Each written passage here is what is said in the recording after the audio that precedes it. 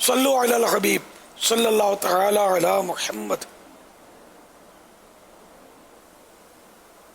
سوال یہ ہے کہ امیر سنت کی بارگاہ میں عرض کرنی تھی کہ فیضان مدینہ جو بنا ہوا اس کی ٹوٹل جگہ کتنی ہے اور یہ کس نے دی تھی؟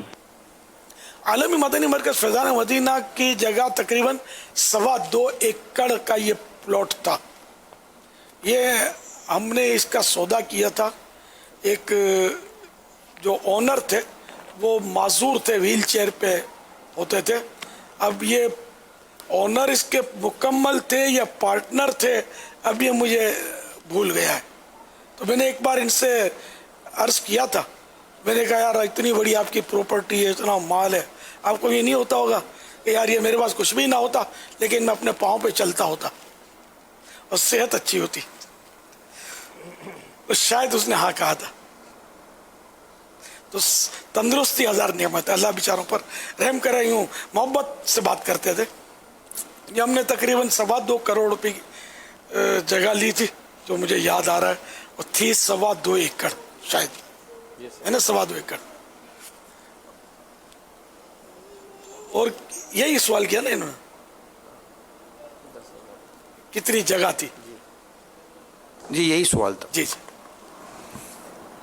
پھر یہ کہ ہاں کسی نے ہم کو تحفے میں نہیں دی تھی، ڈونیٹ نہیں کی تھی، ہم نے اس کے لیے چندے کیے تھے، اور اس وقت تو اتنا تھوڑی کوئی دیتا تھا وہیں سے، اور جوتیاں کھسا دیتے تھے، محاورہ ہے، پارٹیوں کے بعد جا کر یہ منتیں کرنی پڑتی تھی، اور سائیکلوں پر بعض ہمارے دیوانے گھومتے تھے، 1 روپے کی 2 روپے کی رسیدیں پھاڑتے تھے۔ تو یوں سمجھو خون پسینے کی کمائی ہماری یہ عالمی مدنی مرکز فیضان مدینہ، اس وقت ہم کو کون چندہ دے؟